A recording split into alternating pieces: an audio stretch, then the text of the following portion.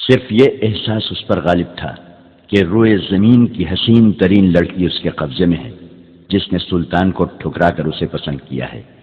فخر نے موبی کو دونوں بازوؤں میں لے کر اس کی پیٹھ اپنے سینے سے لگا لی۔ موبی نے کہا، تم عیسائی کمانڈروں اور اپنے سلطان کی طرح وحشی تو نہیں بنو گے؟ میں تمہاری ملکیت ہوں، جو چاہو کرو، مگر میں پھر تم سے نفرت کروں گی۔ کہو تو میں اونٹ سے اتر جاتا ہوں۔ فخر نے اسے اپنے بازوؤں سے نکال کر کہا، مجھے صرف یہ بتا دو کہ تم مجھے دل سے چاہتی ہو یا محض مجبوری کے عالم میں میری پناہ لی ہے؟ پناہ تو میں ان تاجروں کی بھی لے سکتی تھی، موبی نے جواب دیا، لیکن تم مجھے اتنے اچھے لگے کہ تمہاری خاطر مذہب تک چھوڑنے کا فیصلہ کر لیا ہے۔ اس نے جذباتی باتیں کر کے فخر کے اعصاب پر قبضہ کر لیا اور رات گزرتی چلی گئی۔ سفر کم و بیش 5 دنوں کا تھا، لیکن فخر المصری عام راستوں سے ہٹ کر جا رہا تھا کیونکہ وہ بھگوڑا فوجی تھا۔ موبی کو نیند آنے لگی۔ اس نے سر پیچھے فخر کے سینے پر رکھ دیا اور گہری نیند سو گئی۔ اونٹ چلتا رہا، فخر جاگتا رہا۔ صلاح الدین ایوبی صبح کی نماز پڑھ کر فارغ ہوا ہی تھا کہ دربان نے اطلاع دی کہ علی بن سفیان آیا ہے۔ سلطان دوڑ کر باہر نکلا۔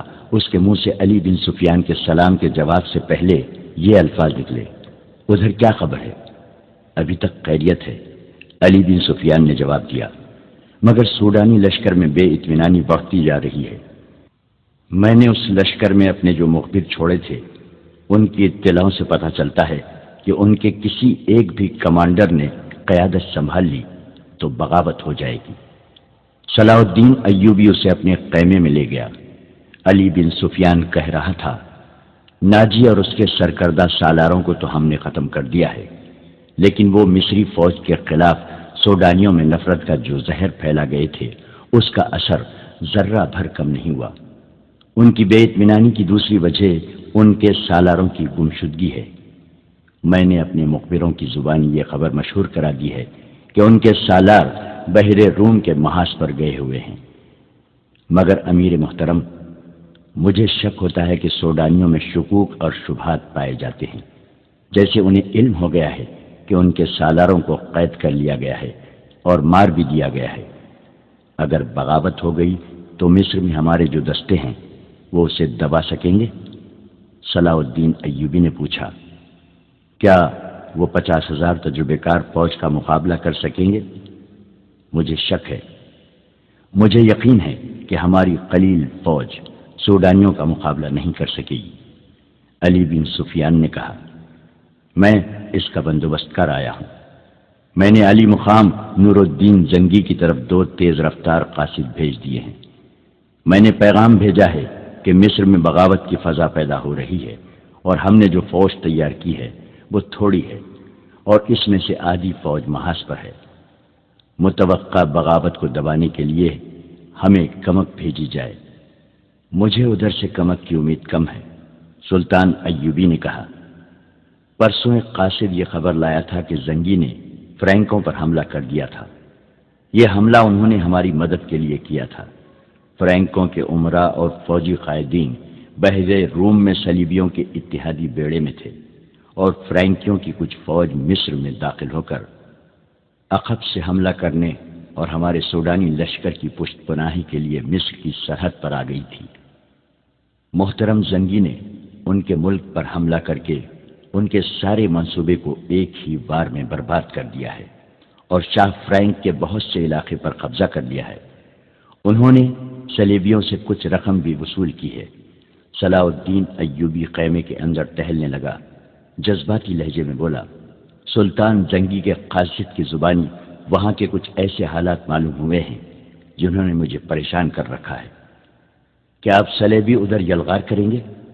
علی بن سفیان نے پوچھا۔ مجھے صلیبیوں کی یلغار کی ذرہ بھر بھی پرواہ نہیں، سلطان ایوبی نے جواب دیا۔ پریشانی یہ ہے کہ کفار کی یلغار کو روکنے والے شراب کے مٹکوں میں ڈوب گئے ہیں۔ اسلام کے قلعے کے پاسبان حرم میں قید ہو گئے ہیں۔ عورت کی زلفوں نے انہیں پابا زنجیر کر دیا ہے۔ علی، چچا اسد الدین شیر کوہ کو اسلام کی تاریخ کبھی فراموش نہیں کر سکے گی۔ کاش آج وہ زندہ ہوتے، میدان جنگ میں مجھے وہی لائے تھے۔ ہم نے بڑے ہی مشکل وقت دیکھے ہیں علی۔ میں نے چچا شیر کوہ کی فوج کے ہر اول دستے کی کمان کی ہے۔ میں ان کے ساتھ صلیبیوں کے محاصرے میں 3 مہینے رہا ہوں۔ مجھے شیر کوہ ہمیشہ سبق دیا کرتے تھے کہ گھبراہٹ اور خوف سے بچنا، تائید عزتی اور رضا الہی کا قائل رہنا اور اسلام کا علم بلند رکھنا۔ میں شیر کوہ کی کمان میں مصریوں اور صلیبیوں کی مشترک فوج کے خلاف بھی لڑا ہوں۔ سکندریہ میں محاصرے میں رہا ہوں۔ شکست میرے سر پر آ گئی تھی۔ میرے مٹھی بھر عسکری بددل ہوتے جا رہے تھے۔ میں نے کس طرح ان کے حوصلے اور جذبے تر و تازہ رکھے، یہ میرا خدا ہی بہتر جانتا ہے، تاکہ چچا شیر کوہ نے حملہ آور ہو کر محاصرہ توڑا۔ تم یہ کہانی اچھی طرح جانتے ہو۔ ایمان فروشوں نے کفار کے ساتھ مل کر ہمارے لیے کیسے کیسے طوفان کھڑے کیے، مگر میں گھبرایا نہیں، دل نہیں چھوڑا۔ مجھے سب کچھ یاد ہے سلطان، علی بن سفیان نے کہا۔ اس قدر معرکہ آرائی اور قتل و غارت کے بعد توقع تھی کہ مصری راہ راست پر آ جائیں گے، مگر ایک غدار مرتا ہے تو ایک اور اس کی جگہ لے لیتا ہے۔ میرا مشاہدہ یہ ہے کہ غدار کمزور خلافت کی پیداوار ہوتے ہیں۔ اگر فاطمی خلافت حرم میں گم نہ ہو جاتی تو آج آپ صلیبیوں سے یورپ میں لڑ رہے ہوتے، مگر ہمارے غدار بھائی انہیں سلطنت اسلامیہ سے باہر نہیں جانے دے رہے ہیں۔ جب بادشاہ عیش و عشرت میں پڑ جائیں تو رعایا میں سے بھی کچھ لوگ بادشاہی کے خواب دیکھنے لگتے ہیں۔ وہ کفار سے طاقت اور مدد حاصل کرتے ہیں۔ ایمان فروشی میں وہ اس قدر اندھے ہو جاتے ہیں کہ کفار کے عزائم اور اپنی بیٹیوں کی عصمتوں تک کو بھلا دیتے ہیں۔ مجھے ہمیشہ انہی لوگوں سے ڈر آتا ہے۔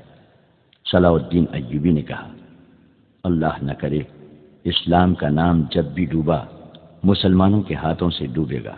ہماری تاریخ غداروں کی تاریخ بنتی جا رہی ہے۔ یہ رجحان بتا رہا ہے کہ ایک روز مسلمان جو برائے نام مسلمان ہوں گے اپنی سرزمین کفار کے حوالے کر دیں گے۔ اگر اسلام کہیں زندہ رہا تو وہاں مسجدیں کم اور قہوہ خانہ زیادہ ہوں گے۔ ہماری بیٹیاں صلیبیوں کی طرح بال کھلے چھوڑ کر بے حیا ہو جائیں گی۔ کفار انہیں اسی راستے پر ڈال رہے ہیں، بلکہ ڈال چکے ہیں۔ اب مصر سے پھر وہی طوفان اٹھ رہا ہے علی۔ تم اپنے محکمے کو اور مضبوط اور وسیع کر لو۔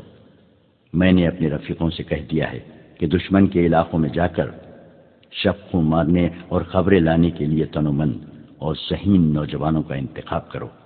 صلیبی اس محاذ کو مضبوط اور پر اثر بنا رہے ہیں۔ تم فوری طور پر جاسوسی جنگ کی تیاری کرو۔ فوری طور پر کرنے والا کام یہ ہے کہ سمندر سے کئی ایک صلیبی بچ کر نکلے ہیں۔ ان میں زیادہ تر زخمی ہیں، اور جو زخمی نہیں وہ کئی کئی دن سمندر میں ڈوبنے اور تیرنے کی وجہ سے زخمیوں سے بدتر ہیں۔ ان سب کا علاج معالجہ ہو رہا ہے۔ میں نے سب کو دیکھا ہے، تم بھی انہیں دیکھ لو اور اپنی ضرورت کے مطابق ان سے معلومات حاصل کرو۔ سلطان ایوبی نے دربان کو بلا کر ناشتے کے لیے کہا اور علی بن سفیان سے کہا، کل کچھ زخمی اور اچھی بھلی لڑکیاں میرے سامنے لائی گئی تھیں۔ 6 تو سمندر سے نکلے ہوئے قیدی ہیں۔ ان میں ایک پر مجھے شک ہے کہ وہ سپاہی نہیں، رتبے اور عہدے والا آدمی ہے۔ سب سے پہلے اسے ملو۔ 5 تاجر 7 عیسائی لڑکیوں کو ساتھ لائے تھے۔ اس نے علی بن سفیان کو لڑکیوں کے متعلق وہی کچھ بتایا جو تاجروں نے بتایا تھا۔ سلطان ایوبی نے کہا، میں نے لڑکیوں کو دراصل حراست میں لے لیا ہے، لیکن انہیں بتایا ہے کہ میں انہیں پناہ میں لے رہا ہوں۔ لڑکیوں کا یہ کہنا کہ وہ غریب گھرانوں کی لڑکیاں ہیں، اور پھر ان کا یہ بیان کہ انہیں ایک جلتے ہوئے جہاز میں سے کشتی میں بٹھا کر سمندر میں اتارا گیا اور کشتی انہیں ساحل پر لے آئی، مجھے شکوک میں ڈال رہا ہے۔ میں نے انہیں الگ خیمے میں رکھا ہے اور سنتری کھڑا کر دیا ہے۔ تم ناشتے کے فوراً بعد اس قیدی اور ان لڑکیوں کو دیکھو۔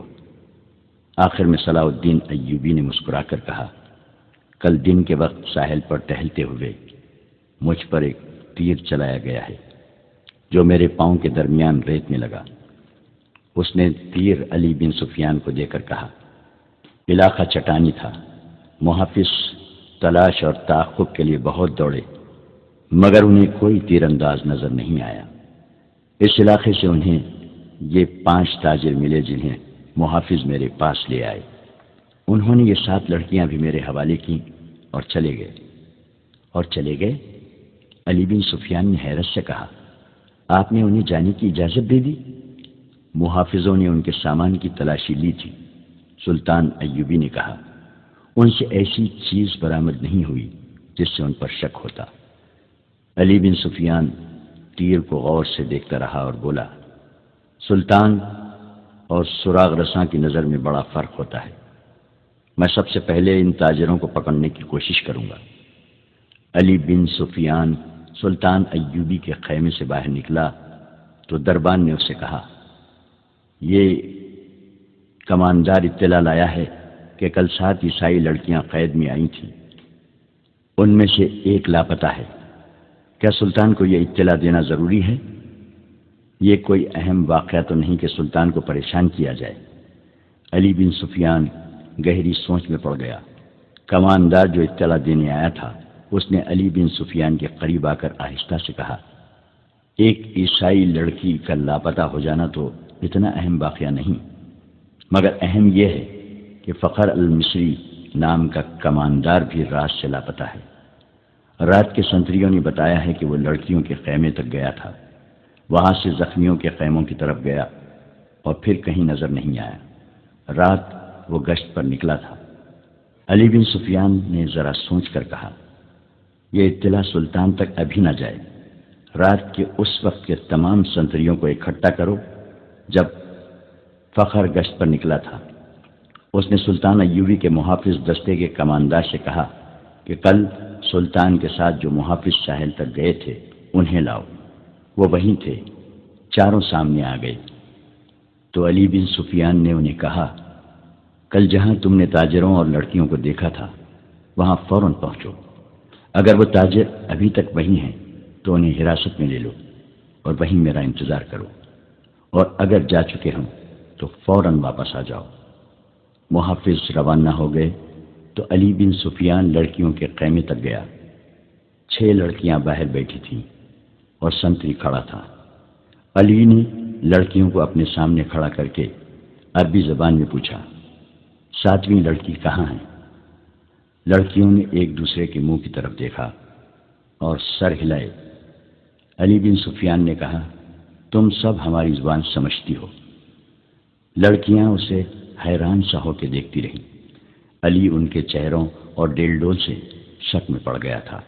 وہ لڑکیوں کے پیچھے جا کھڑا ہوا اور عربی زبان میں کہا، ان لڑکیوں کے کپڑے اتار کر ننگا کر دو اور 12 وحشی قسم کے سپاہی بلا لاؤ۔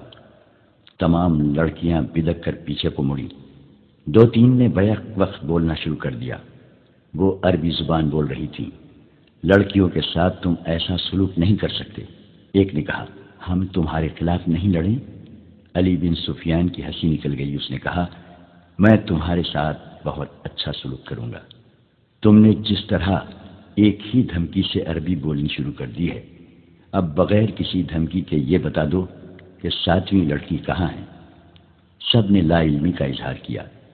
علی نے کہا، میں اس سوال کا جواب لے کر رہوں گا۔ تم نے سلطان پر ظاہر کیا ہے کہ تم ہماری زبان نہیں جانتی، اب تم ہماری زبان ہماری طرح بول رہی ہو، کیا میں تمہیں چھوڑ دوں گا؟ اس نے سنتری سے کہا، انہیں خیمے کے اندر بٹھا دو۔ رات کے سنتری آ گئے تھے۔ فخر المصری کی گشت کے وقت کے سنتریوں سے علی بن سفیان نے پوچھ گچھ کی۔ آخر لڑکیوں کے خیمے والے سنتری نے بتایا کہ فخر رات اسے یہیں کھڑا کر کے زخمیوں کے خیموں کی طرف گیا تھا۔ تھوڑی دیر بعد اسے اس کی آواز سنائی دی، کون ہو تم؟ نیچے آؤ۔ سنتری نے ادھر دیکھا تو اندھیرے میں اسے کچھ بھی نظر نہ آیا۔ سامنے مٹی کے ٹیلے پر اسے ایک آدمی کا سایہ سا نظر آیا اور وہ سایہ وہیں غائب ہو گیا۔ علی بن سفیان فوراً وہاں گیا۔ یہ ٹیلہ ساحل کے قریب تھا۔ اس کی مٹی ریتیلی تھی۔ ایک جگہ سے صاف پتہ چل رہا تھا کہ وہاں کوئی اوپر گیا ہے۔ وہاں زمین پر دو قسم کے پاؤں کے نشان تھے۔ ایک نشان تو مرد کا تھا جس نے فوجیوں والا جوتا پہن رکھا تھا، دوسرا نشان چھوٹے جوتے کا تھا اور زنانی لگتا تھا۔ زمین کچی اور ریتیلی تھی۔ زنانہ نشان جدھر سے آیا تھا علی بن سفیان ادھر کو چل پڑا۔ یہ نشان اسے اس خیمے تک لے گئے جہاں موبی رابن سے ملی تھی۔ اس نے خیمے کا پردہ اٹھایا اور اندر چلا گیا۔ اس کی چہرہ شناس نگاہوں نے زخمی قیدیوں کو دیکھا۔ سب کے چہرے بھانپے۔ رابن بیٹھا ہوا تھا۔ اس نے علی بن سفیان کو دیکھا اور فوراً ہی کراہنے لگا جیسے اسے درد کا اچانک دورہ پڑا ہو۔ علی نے اسے کندھے سے پکڑ کر اٹھا لیا اور خیمے سے باہر لے گیا۔ اس سے پوچھا، رات کو ایک قیدی لڑکی اس خیمے میں آئی تھی؟ کیوں آئی تھی؟ رابن اسے ایسی نظروں سے دیکھنے لگا جن میں حیرت تھی اور ایسا تاثر بھی جیسے وہ کچھ سمجھا ہی نہ ہو۔ علی بن سفیان نے اسے آہستہ سے کہا، تم میری زبان سمجھتے ہو دوست، میں تمہاری زبان سمجھتا ہوں، بول سکتا ہوں، لیکن تمہیں میری زبان میں جواب دینا ہوگا۔ رابن اس کا منہ دیکھتا رہا۔ علی نے سنتری سے کہا، اسے خیمے سے باہر رکھو۔ علی بن سفیان خیمے کے اندر چلا گیا اور قیدیوں سے ان کی زبان میں پوچھا، رات کو لڑکی اس خیمے میں کتنی دیر رہی تھی؟ دیکھو، اپنے آپ کو اذیت میں نہ ڈالو۔ سب چپ رہے، مگر ایک اور دھمکی سے ایک زخمی نے بتا دیا کہ لڑکی خیمے میں آئی تھی اور رابن کے پاس بیٹھی تھی یا لیٹی رہی تھی۔ یہ زخمی سمندر میں جلتے جہاز سے کودا تھا۔ اس نے آگ کا بھی اور پانی کا بھی قہر دیکھا تھا۔ وہ اتنا زخمی نہیں تھا جتنا کہ وہ خوفزدہ تھا۔ وہ کسی اور مصیبت میں پڑنے کے لیے تیار نہیں تھا۔ اس نے بتایا کہ اسے یہ معلوم نہیں کہ رابن اور لڑکی کے درمیان کیا باتیں ہوئیں اور لڑکی کون تھی۔ اسے یہ بھی معلوم نہیں کہ رابن کا عہدہ کیا ہے۔ وہ اس کے صرف نام سے واقف تھا۔ اس نے یہ بھی بتا دیا کہ رابن اس کیمپ میں آنے تک بالکل تندرست تھا۔ یہاں آ کر وہ اس طرح کراہنے لگا جیسے اسے اچانک کسی بیماری کا دورہ پڑ گیا ہو۔ علی بن سفیان ایک محافظ کی رہنمائی میں ان 5 آدمیوں کو دیکھنے چلا گیا جو تاجروں کے بحروپ میں کچھ دور قائم ازن تھے۔ محافظوں نے انہیں الگ بٹھا رکھا تھا۔ علی کو انہوں نے پہلی اطلاع یہ دی کہ ان کے پاس کل 2 اونٹ تھے مگر آج ایک ہی ہے۔ یہی اشارہ کافی تھا۔ وہ اس سوال کا کوئی تسلی بخش جواب نہ دے سکے کہ دوسرا اونٹ کہاں ہے۔ دوسرے اونٹ کے پاؤں کے نشان مل گئے۔ علی بن سفیان نے انہیں کہا، تمہارا جرم معمولی چوری چکاری نہیں ہے، تم ایک پوری سلطنت اور اس کی تمام تر آبادی کے لیے خطرہ ہو، اس لیے میں تم پر ذرہ بھر رحم نہیں کروں گا۔ کیا تم تاجر ہو؟ ہاں، سب نے سر ہلا کر کہا، ہم تاجر ہیں جناب، ہم بے گناہ ہیں۔ علی بن سفیان نے کہا، اپنے ہاتھوں کی الٹی طرف میرے سامنے کرو۔ 5 نے ہاتھ الٹے کر کے آگے کر دیے۔ علی نے سب کے بائیں ہاتھ کے انگوٹھے اور شہادت کی انگلی کی درمیانی جگہ کو دیکھا اور ایک آدمی کو کلائی سے پکڑ کر گھسیٹ لیا۔ اس سے کہا، کمان اور ترکش کہاں چھپا رکھی ہے؟ اس آدمی نے معصوم بننے کی بہت کوشش کی۔ علی نے سلطان ایوبی کے ایک محافظ کو اپنے پاس بلا کر اس کے بائیں ہاتھ کی الٹی طرف اسے دکھائی۔ اس کے انگوٹھے کی الٹی طرف اس جگہ جہاں انگوٹھا ہتھیلی کے ساتھ ملتا ہے، یعنی جہاں جوڑ ہوتا ہے، وہاں ایک نشان تھا۔ ایسا نشان اس آدمی کے انگوٹھے کے جوڑ پر بھی تھا۔ علی نے اسے اپنے محافظ کے متعلق بتایا، یہ سلطان کا بہترین تیر انداز ہے اور یہ نشان اس کا ثبوت ہے کہ یہ تیر انداز ہے۔ اس کے انگوٹھے کی الٹی طرف ایک مدھم سا نشان تھا، جیسے وہاں بار بار کوئی چیز رگڑی جاتی رہی ہو۔ یہ تیروں کی رگڑ کے نشان تھے۔ تیر دائیں ہاتھ سے پکڑا جاتا ہے، کمان بائیں ہاتھ سے پکڑی جاتی ہے۔ تیر کا اگلا حصہ بائیں ہاتھ کے انگوٹھے پر ہوتا ہے اور جب تیر کمان سے نکلتا ہے تو انگوٹھے پر رگڑ کھا جاتا ہے۔ ایسا نشان ہر ایک تیر انداز کے ہاتھ پر ہوتا تھا۔ علی بن سفیان نے اسے کہا، ان 5 میں تم اکیلے تیر انداز ہو، کمان اور ترکش کہاں ہیں؟ 5 چپ رہے۔ علی نے ان 5 میں سے ایک کو پکڑ کر محافظوں سے کہا، اس کو اس درخت کے ساتھ باندھ دو۔ اسے کھجور کے درخت کے ساتھ کھڑا کر کے باندھ دیا گیا۔ علی نے اپنے تیر انداز کے کان میں کچھ کہا۔ تیر انداز نے کندھے سے کمان اتار کر اس میں تیر رکھا اور درخت سے بندھے ہوئے آدمی کا نشانہ لے کر تیر چھوڑا۔ تیر اس آدمی کی دائیں آنکھ میں اتر گیا، وہ تڑپنے لگا۔ علی نے باقی 4 سے کہا، تم میں کتنے ہیں جو صلیب کی خاطر اس طرح تڑپ تڑپ کر جان دینے کو تیار ہیں؟ اس کی طرف دیکھو۔ انہوں نے دیکھا، وہ آدمی چیخ رہا تھا، تڑپ رہا تھا، اس کی آنکھ سے خون بری طرح بہہ رہا تھا۔ میں تم سے وعدہ کرتا ہوں، علی بن سفیان نے کہا، کہ باعزت طریقے سے تم سب کو سمندر پار بھیج دوں گا۔ دوسرے اونٹ پر کون گیا ہے؟ کہاں گیا ہے؟ تمہارا ایک کماندار ہمارا ایک اونٹ ہم سے چھین کر لے گیا ہے، ایک آدمی نے کہا۔ اور ایک لڑکی بھی؟ علی بن سفیان نے کہا۔ تھوڑی ہی دیر بعد علی بن سفیان کے فن نے ان سے اعتراف کروا لیا کہ وہ کون ہیں اور کیا ہیں، مگر انہوں نے یہ جھوٹ بولا کہ لڑکی رات خیمے سے بھاگ آئی تھی، اور اس نے بتایا کہ صلاح الدین ایوبی نے رات اسے اپنے خیمے میں رکھا تھا۔ اس نے شراب پی رکھی تھی اور لڑکی کو بھی پلائی تھی، اور لڑکی گھبراہٹ اور خوف کے عالم میں آئی تھی۔ اس کے تعاقب میں فخر المصری نام کا ایک کماندار آیا، اور اس نے جب لڑکی کی باتیں سنی تو اسے ہمارے اونٹ پر بٹھا کر زبردستی لے گیا۔ انہوں نے وہ تمام بہتان علی بن سفیان کو سنائے جو لڑکی نے سلطان ایوبی پر لگائے تھے۔ علی نے مسکرا کر کہا، تم 5 تربیت یافتہ عسکری اور تیر انداز، اور ایک آدمی تم سے لڑکی بھی لے بھاگا اور اونٹ بھی۔ اس نے انہی کی نشاندہی پر زمین میں دبائی ہوئی کمان اور ترکش بھی نکلوا لی۔ ان 4 کو خیمہ گاہ میں بھجوا دیا گیا۔ 5واں آدمی تڑپ تڑپ کر مر چکا تھا۔ اونٹ کے پاؤں کے نشان صاف نظر آ رہے تھے۔ علی بن سفیان نے نہایت سرس سے 10 سوار بلائے اور انہیں اپنی کمان میں لے کر اس طرف روانہ ہو گیا جدھر اونٹ گیا تھا، مگر اونٹ کی روانگی اور اس کے تعاقب میں علی بن سفیان کی روانگی میں 14-15 گھنٹوں کا فرق تھا۔ اونٹ تیز تھا اور اسے آرام کی بھی زیادہ ضرورت نہیں تھی۔ اونٹ پانی اور خوراک کے بغیر 6-7 دن تر و تازہ رہ سکتا ہے۔ اس کے مقابلے میں گھوڑوں کو راستے میں کئی بار آرام، پانی اور خوراک کی ضرورت تھی۔ ان عناصر نے تعاقب ناکام بنا دیا۔ اونٹ نے 14-15 گھنٹوں کا فرق پورا نہ ہونے دیا۔ فخر المصری نے تعاقب کے پیش نظر قیام بہت کم کیا تھا۔ علی بن سفیان کو راستے میں صرف ایک چیز ملی، یہ ایک تھیلا تھا۔ اس نے رک کر تھیلا اٹھایا، کھول کر دیکھا، اس میں کھانے پینے کی چیزیں تھیں۔ اسی تھیلے میں ایک اور تھیلا تھا، اس میں بھی وہی چیزیں تھیں۔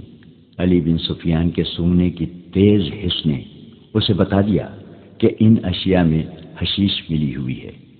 راستے میں اسے 2 جگہ ایسے آثار ملے تھے جن سے پتہ چلتا تھا کہ یہاں اونٹ رکا ہے اور سوار یہاں بیٹھے ہیں۔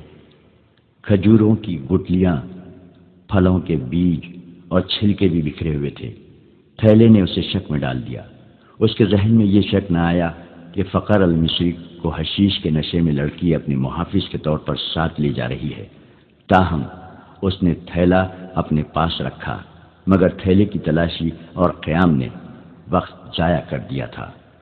فخر المصری اور موبی منزل پر بھی نہ پہنچتے اور راستے میں پکڑے بھی جاتے تو کوئی فرق نہ پڑتا۔ سوڈانی لشکر میں ناجی، ادروش اور ان کے ساتھی جو زہر پھیلا چکے تھے وہ اثر کر گیا تھا۔ فاطمی خلافت کے وہ فوجی سربراہ جو برائے نام جنرل اور دراصل حاکم بنے ہوئے تھے، سلطان ایوبی کو ایک ناکام امیر اور بیکار حاکم ثابت کرنا چاہتے تھے۔ مسلمان حکمران حرم میں ان لڑکیوں کے اسیر ہو گئے تھے جن میں بیشتر عیسائی اور یہودی تھیں۔ ان کے نام اسلامی تھے۔ حکومت کا کاروبار خود ساختہ افسر چلا رہے تھے، من مانی اور عیش و عشرت کر رہے تھے۔ وہ نہیں چاہتے تھے کہ سلطان صلاح الدین ایوبی جیسا کوئی مذہب پسند اور قوم پرست قائد قوم کو جگا دے اور حکمرانوں اور سلطانوں کو حرم کی جنت سے باہر نکال کر حقائق کی دنیا میں لے آئے۔ سلطان ایوبی کے پہلے مورکوں سے جو اس نے اپنے چچا شیر کوہ کی قیادت میں لڑے تھے، یہ لوگ جان چکے تھے کہ اگر یہ شخص اقتدار میں آ گیا تو اسلامی سلطنت کو مذہب اور اخلاقیات کی پابندیوں میں جکڑ لے گا۔ لہذا انہوں نے ہر وہ داؤ کھیلا جو سلطان ایوبی کو چاروں شانے چت گرا سکتا تھا۔ انہوں نے درپردہ صلیبیوں سے تعاون کیا اور اس کے جاسوسوں اور تخریب کاروں کے لیے زمین ہموار کی اور اس کے راستے میں چٹانیں کھڑی کی۔ اگر نور الدین زنگی نہ ہوتا تو آج نہ صلاح الدین ایوبی کا تاریخ میں نام ہوتا اور نہ آج نقشے پر اتنے زیادہ اسلامی ممالک نظر آتے۔ نور الدین زنگی نے ذرا سا اشارے پر بھی سلطان ایوبی کو کمک اور مدد بھیجی۔ صلیبیوں نے مصری فوج کے سوڈانیوں کے بلاوے پر بحیرہ روم سے حملہ کیا تو نور الدین زنگی نے اطلاع ملتے ہی خشکی پر صلیبیوں کی ایک مملکت پر حملہ کر کے ان کے اس لشکر کو مفلوج کر دیا جو مصر پر حملہ کرنے کے لیے جا رہا تھا۔ یہ تو سلطان ایوبی کا نظام جاسوسی ایسا تھا کہ اس نے صلیبیوں کا بیڑا غرق کر دیا۔ اب علی بن سفیان نے زنگی کی طرف برق رفتار قاصد یہ خبر دینے کے لیے دوڑا دیے تھے کہ سوڈانیوں کی بغاوت کا خطرہ ہے اور ہماری فوج کم بھی ہے، 2 حصوں میں بٹ بھی گئی ہے۔ قاصد پہنچ گئے تھے اور نور الدین زنگی نے خاص فوج کو مصر کی طرف کوچ کا حکم دے دیا تھا۔ بعض مورخین نے اس فوج کی تعداد 2000 سوار اور پیادہ لکھی ہے اور کچھ اس سے زیادہ بتاتے ہیں۔ بہرحال زنگی نے اپنی مشکلات اور ضروریات کی پرواہ نہ کرتے ہوئے سلطان ایوبی کی مشکلات اور ضروریات کو اہمیت اور اولیت دی، مگر اس کی فوج کو پہنچنے کے لیے بہت دن درکار تھے۔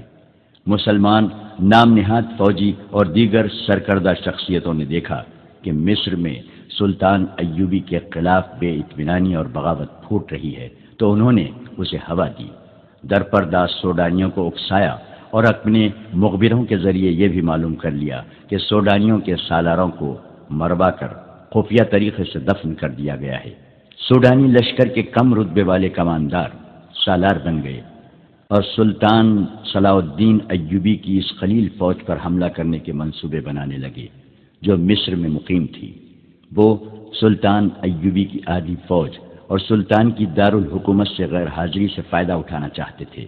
منصوبہ ایسا تھا جس کے تحت 50,000 سوڈانی فوج سیاہ گھٹا کی طرح مصر کے آسمان سے اسلام کے چاند کو روپوش کرنے والی تھی۔ علی بن سفیان قاہرہ پہنچ گیا۔ وہ جن کے تعاقب میں گیا تھا ان کا اس سے آگے کوئی سراغ نہیں مل رہا تھا۔ اس نے اپنے ان جاسوسوں کو بلا لیا جو اس نے سوڈانی ہیڈ کوارٹر اور فوج میں چھوڑ رکھے تھے۔ ان میں سے ایک نے بتایا کہ گزشتہ رات ایک اونٹ آیا تھا، اندھیرے میں جو کچھ نظر آ سکا وہ 2 سوار تھے، ایک عورت اور ایک مرد۔ جاسوس نے یہ بھی بتایا کہ وہ کون سی عمارت میں داخل ہوئے تھے۔ علی بن سفیان کو یہ اختیار حاصل تھا کہ وہ وہاں چھاپا مارتا۔ سوڈانی فوج سلطنت اسلامیہ کی فوج تھی، کوئی آزاد فوج نہیں تھی، مگر علی نے اس خدشے کے پیش نظر چھاپا نہ مارا کہ یہ جلتی پر تیل کا کام کرے گا۔ اس کا مقصد صرف یہ نہیں تھا کہ موبی اور مخبر المصری کو گرفتار کرنا ہے، بلکہ اصل مقصد یہ تھا کہ سوڈانی قیادت کے عزائم اور آئندہ منصوبے معلوم کیے جائیں تاکہ پیش بندی کی جا سکے۔ اس نے اپنے جاسوسوں کو نئی ہدایات جاری کی۔ جاسوسوں میں غیر مسلم لڑکیاں بھی تھیں جو عیسائی یا یہودی نہیں تھیں۔ یہ قہبہ خانوں کی بڑی ذہین اور تیز ترار لڑکیاں تھیں، مگر علی بن سفیان نے ان پر کبھی 100% بھروسہ نہیں کیا تھا، کیونکہ وہ دوغلا کھیل بھی کھیل سکتی تھیں۔ ان لڑکیوں سے بھی اس لڑکی موبی کا سراغ نہ مل سکا جس کے تعاقب میں علی آیا تھا۔ 4 روز علی بن سفیان دارالحکومت سے باہر مارا مارا پھرتا رہا۔ اس کا دائرہ کار سوڈانی فوجی قیادت کے ارد گرد کا علاقہ تھا۔ 5ویں رات وہ باہر کھلے آسمان تلے بیٹھا اپنے 2 جاسوسوں سے رپورٹ لے رہا تھا۔ اس کے تمام آدمیوں کو معلوم ہوتا تھا کہ کس وقت وہ کہاں ہوتا ہے۔ اس کے گروہ کا ایک آدمی کو ساتھ لیے اس کے پاس آیا اور کہا، یہ اپنا نام فخر المصری بتاتا ہے، جھاڑیوں میں ڈگبگاتا، گرتا اور اٹھتا تھا۔ میں نے اس سے بات کی تو کہنے لگا کہ مجھے میری فوج تک پہنچا دو۔ اس سے اچھی طرح بولا بھی نہیں جاتا۔ اس دوران فخر المصری بیٹھ گیا تھا۔ تم وہی کماندار ہو جو محاذ سے ایک لڑکی کے ساتھ بھاگے ہو؟ علی بن سفیان نے اس سے پوچھا۔ میں سلطان کی فوج کا بھگوڑا ہوں، فخر نے ہکلاتی لڑکھڑاتی زبان میں کہا۔ سزائے موت کا حقدار ہوں، لیکن میری پوری بات سن لے ورنہ تم سب کو سزائے موت ملے گی۔ علی بن سفیان اس کے لب و لہجے سے سمجھ گیا کہ یہ شخص نشے میں ہے یا نشے کی طلب نے اس کا یہ حال کر رکھا ہے۔ وہ اسے اپنے دفتر میں لے گیا اور اسے وہ تھیلا دکھایا جو اسے راستے میں پڑا ملا تھا۔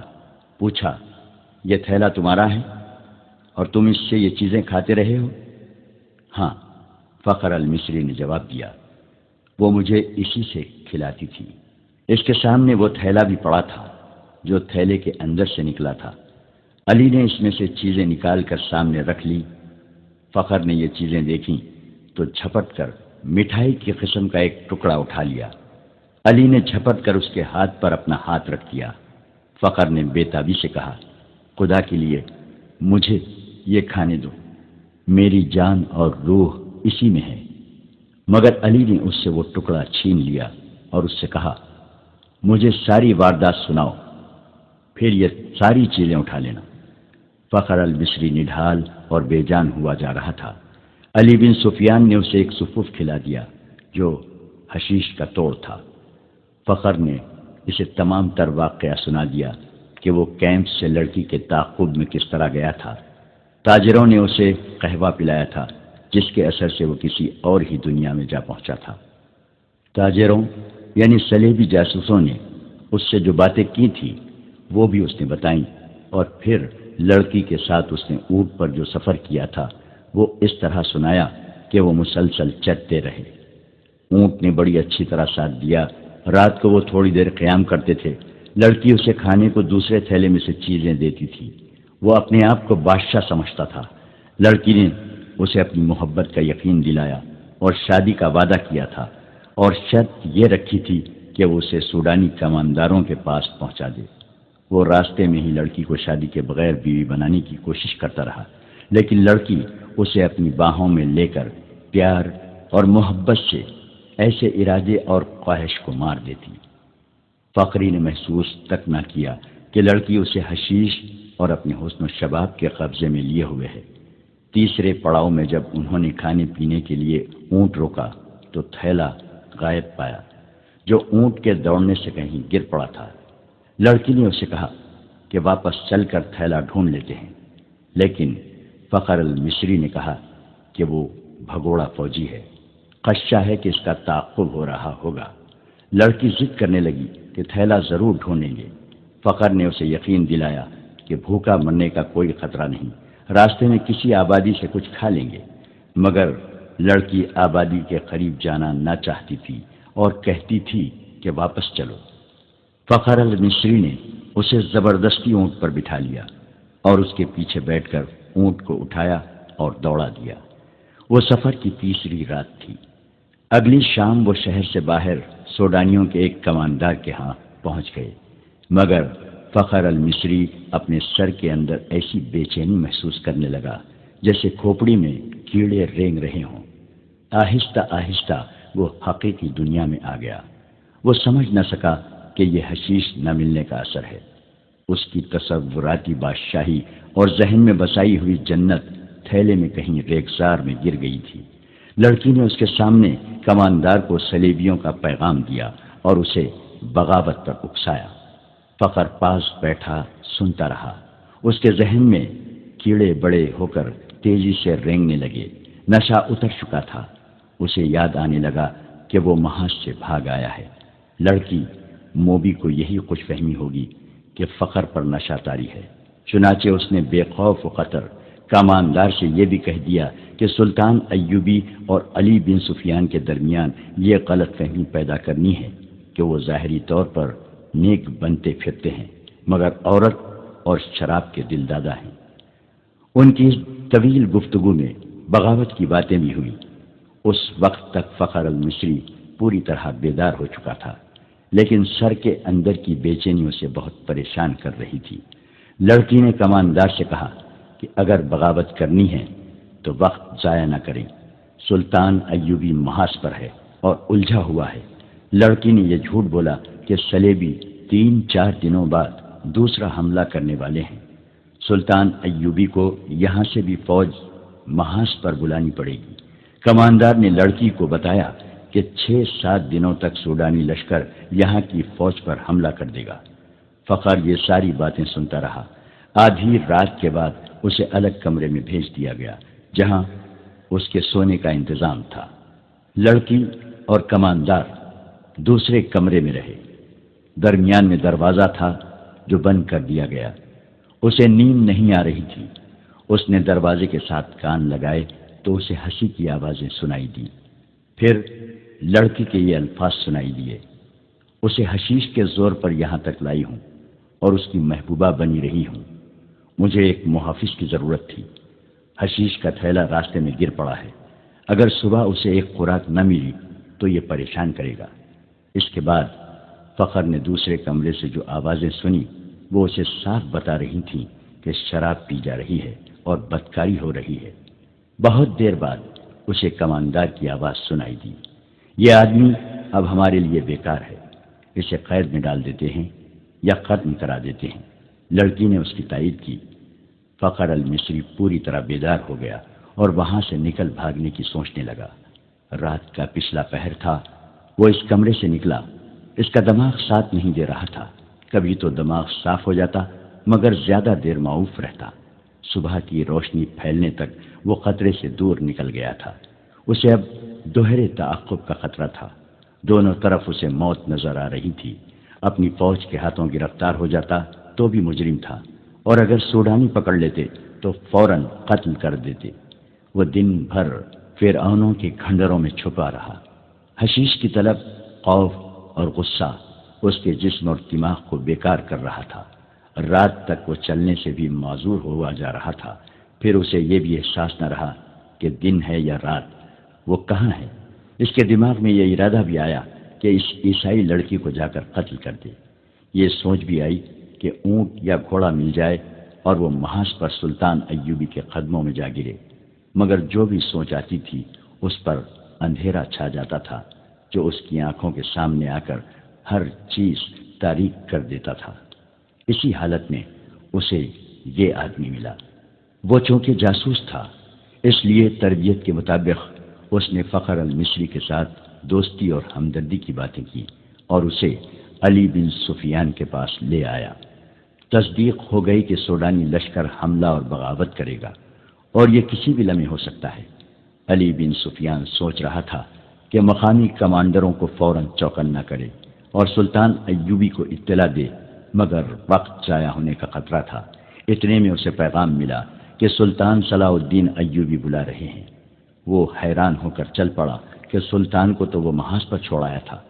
وہ سلطان ایوبی سے ملا تو سلطان نے بتایا، مجھے اطلاع مل گئی تھی کہ ساحل پر سلیبی جاسوسوں کا ایک گروہ موجود ہے اور ان میں سے کچھ ادھر بھی آ گئے ہوں گے۔ محاذ پر میرا کوئی کام نہیں رہ گیا تھا۔ میں کمان اپنے رفیقوں کو دے کر یہاں آ گیا۔ دل اس قدر بے چین تھا کہ میں یہاں بہت بڑا خطرہ محسوس کر رہا تھا۔ یہاں کی کیا خبر ہے؟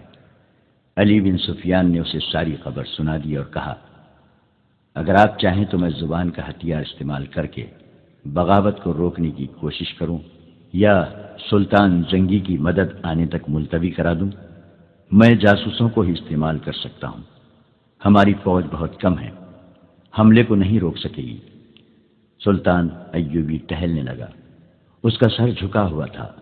وہ گہری سوچ میں کھو گیا تھا اور علی بن سفیان اسے دیکھ رہا تھا۔ سلطان نے رک کر کہا، ہاں علی، تم اپنی زبان اور اپنے جاسوس استعمال کرو، لیکن حملے کو روکنے کے لیے نہیں، بلکہ حملے کے حق میں۔ سوڈانیوں کو حملہ کرنا چاہیے، مگر رات کے وقت جب ہماری فوج خیموں میں سوئی ہوئی ہوگی۔ علی بن سفیان نے حیرت سے سلطان کو دیکھا۔ سلطان نے کہا، یہاں کے تمام کمانداروں کو بلوا لو اور تم بھی آ جاؤ۔ سلطان ایوبی نے علی بن سفیان کو یہ ہدایت بڑی سختی سے دی، سب کو یہ بتا دینا کہ میرے متعلق ان کے سوا کسی کو معلوم نہ ہو سکے کہ میں محاذ سے یہاں آ گیا ہوں۔ سوڈانیوں سے میری یہاں موجودگی کو پوشیدہ رکھنا بہت ضروری ہے۔ میں بڑی احتیاط سے خفیہ طریقے سے آیا ہوں۔ 3 راتیں بعد قاہرہ تاریک رات کے آغوش میں گہری نیند سویا ہوا تھا۔ 1 روز پہلے قاہرہ کے لوگوں نے دیکھا تھا کہ ان کی فوج جو مصر سے تیار کی گئی تھی شہر سے باہر جا رہی ہے۔ انہیں بتایا گیا تھا کہ فوج جنگی مشق کے لیے شہر سے باہر گئی ہے۔ نیل کے کنارے جہاں ریتیلی چٹانیں اور ٹیلے ہیں، وہاں دریا اور ٹیلوں کے درمیان فوج نے جا کر خیمے گاڑ دیے تھے۔ فوج پیادہ بھی تھی، سوار بھی۔ رات کا پہلا نصف گزر رہا تھا کہ قاہرہ کے سوئے ہوئے باشندوں کو دور قیامت کا شور سنائی دیا۔ گھوڑوں کے سرپٹ بھاگنے کی آوازیں بھی سنائی دی۔ سوئے ہوئے لوگ جاگ اٹھے۔ وہ سمجھے کہ فوج جنگی مشق کر رہی ہے، مگر شور قریب آتا اور بلند ہوتا گیا۔ لوگوں نے چھتوں پر چڑھ کر دیکھا، آسمان لال سرخ ہو رہا تھا۔ بعض نے دیکھا کہ دور دریائے نیل سے آگ کے شعلے اٹھتے اور تاریک رات کا سینہ چاک کرتے، خشکی پر کہیں گرتے تھے۔ پھر شہر میں سینکڑوں سرپٹ دوڑتے گھوڑوں کے ٹاپو سنائی دیے۔ شہر والوں کو ابھی معلوم نہیں تھا کہ یہ جنگی مشق نہیں، باقاعدہ جنگ ہے۔ جو آگ لگی ہوئی ہے اس میں سوڈانی لشکر کا خاصا بڑا حصہ زندہ چل رہا ہے۔ یہ سلطان صلاح الدین ایوبی کی ایک بے مثال چال تھی۔ اس نے دارالحکومت میں مقیم قلیل فوج کو دریائے نیل اور ریتیلے ٹیلوں کے درمیان وسیع میدان میں خیمہ زن کر دیا تھا۔ علی بن سفیان نے اپنے فن کا مظاہرہ کیا تھا۔ اس نے سوڈانی لشکر میں اپنے آدمی بھیج کر بغاوت کی آگ بھڑکا دی تھی۔ اس کے کمانداروں سے یہ فیصلہ کروا لیا تھا کہ رات کو جب سلطان کی فوج گہری نیند سوئی ہوئی ہوگی اس پر سوڈانی فوج حملہ کر دے گی اور صبح تک ایک ایک سپاہی کا صفایا کر کے دارالحکومت پر بے خوف و خطر قابض ہو جائے گی، اور سوڈانی فوج کا دوسرا حصہ بحیر روم کے ساحل پر مقیم فوج پر حملہ کرنے کے لیے روانہ کر دیا جائے گا۔ اس فیصلے اور منصوبے کے مطابق سوڈانی فوج کا ایک حصہ نہایت خفیہ طریقے سے رات کو بحیر روم کے محاذ کی طرف روانہ کر دیا گیا، اور دوسرا حصہ دریائے نیل کے کنارے خیمہ زن فوج پر ٹوٹ پڑا۔ اس فوج نے سیلاب کی طرح 1 میل وسعت میں پھیلی ہوئی خیمہ گاہ پر حلہ بول دیا اور بہت ہی تیزی سے اس علاقے میں پھیل گئی۔ اچانک خیموں پر آگ کے تیر اور تیل میں بھیگے ہوئے کپڑوں کے جلتے گولے برسنے لگے۔ نیل بھی آگ برسانے لگا۔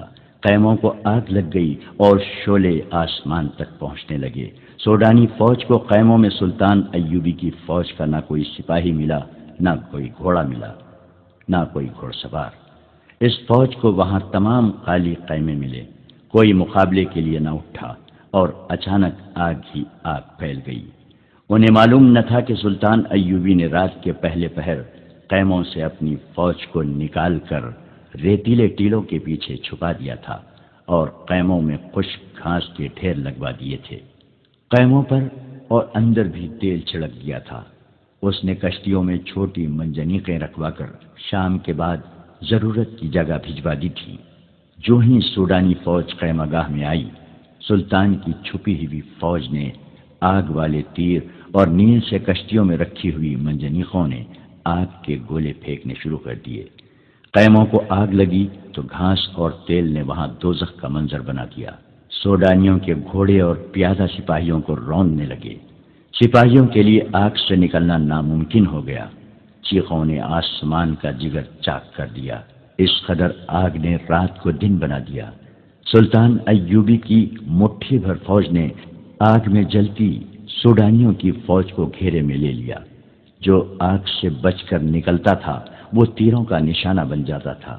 جو فوج بچ گئی وہ بھاگ نکلی۔ ادھر سوڈانیوں کی جو فوج محاذ کی طرف سلطان کی فوج پر حملہ کرنے جا رہی تھی، اس کا بھی سلطان صلاح الدین ایوبی نے انتظام کر رکھا تھا۔ چند ایک دستے گھات لگائے بیٹھے تھے۔ ان دستوں نے اس فوج کے پچھلے حصے پر حملہ کر کے ساری فوج میں بھگدڑ مچا دی۔ یہ دستے ایک حملے میں جو نقصان کر سکتے تھے کر کے اندھیرے میں غائب ہو گئے۔ سوڈانی فوج سنبھل کر چلی تو پچھلے حصے پر ایک اور حملہ ہوا۔ یہ برق رفتار سوار تھے جو حملہ کر کے غائب ہو گئے۔ صبح تک اس فوج کے پچھلے حصے پر 3 حملے ہوئے۔ سوڈانی سپاہی اسی سے بددل ہو گئے۔ انہیں مقابلہ کرنے کا تو موقع ہی نہ ملتا تھا۔ دن کے وقت کمانداروں نے بڑی مشکل سے فوج کا حوصلہ بحال کیا، مگر رات کو کوچ کے دوران ان کا پھر وہی حشر ہوا۔ دوسری رات تاریکی میں ان پر تیر بھی برسے۔ انہیں اندھیرے میں گھوڑے دوڑانے کی آوازیں سنائی دیتی تھیں جو ان کی فوج کے عقب میں کچھ تو خون کرتی دور چلی جاتی تھیں۔